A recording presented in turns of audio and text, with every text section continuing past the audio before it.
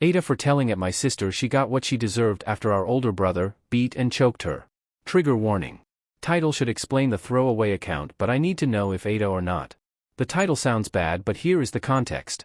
8 months ago our oldest brother, 28M, was jumped from behind and stabbed 13 times and cut up by 3 men after he left a grocery store on his way home from work.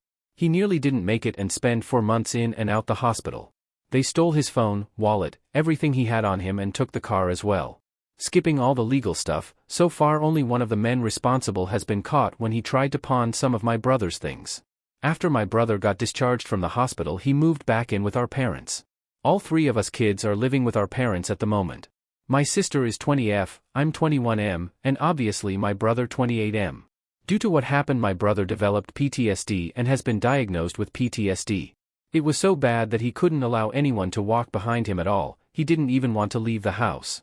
I have to say that my brother is doing very well, or was doing well up until my idiot sister. He is going to therapy, no problem taking his meds, and like I said, he has been doing very well to the point that he doesn't completely freak out when someone is behind him, and he has been able to leave the house. Although he still completely avoids grocery stores at the moment and sometimes still hyperventilate if we have to stop somewhere at night, but he is working on it and is getting better. I have to give it to his therapist, that lady is amazing. She has even helped the family and his girlfriend understand better and giving us the knowledge and tools to assist my brother better. This is what happened.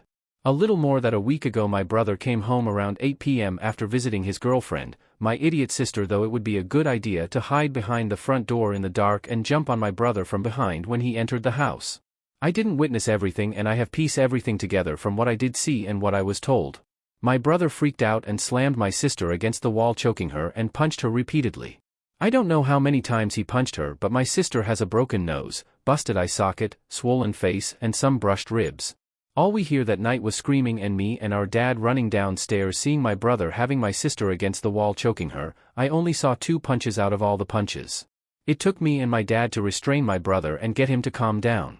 My sister is currently looking like a red balloon. She was taken to the hospital, nothing more serious other than the injuries said above. I don't know if there will be any legal troubles for my brother, but nothing has happened so far. We all gave our statements. Even my brother, but he doesn't remember much. He remembers walking into the house and then blank. According to one of the police officers, they don't believe charges will be filed but will be in touch. My brother has been holed up in his room since last week after the incident, only leaving for necessities. All the progress he has made over the last couple of months seems to just be completely gone. He is basically the same as he was the day he left the hospital. I overheard my sister in THR living room this morning on the phone. I don't know who she was talking to, but all I could hear from my sister is her complaining about being hurt. I understand, but I got pissed off when she called our brother a monster. That is when I told her she got what she deserved and she should be glad that we were there to actually help, because things could have been a lot worse because of her idiocy. She caused her own pain. She caused our brother to relive something that almost took his life, and she is complaining and calling him a monster. I told her the only monster I see was her for even thinking that what she did to our brother after she knows what he went through is okay to do, and then actually do it. I just shouted she should not expect any sympathy from anyone in the family after the shit she pulled, and she is lucky our parents haven't kicked her bottom out of the yet. My sister just went to her room and has been in her room the whole day.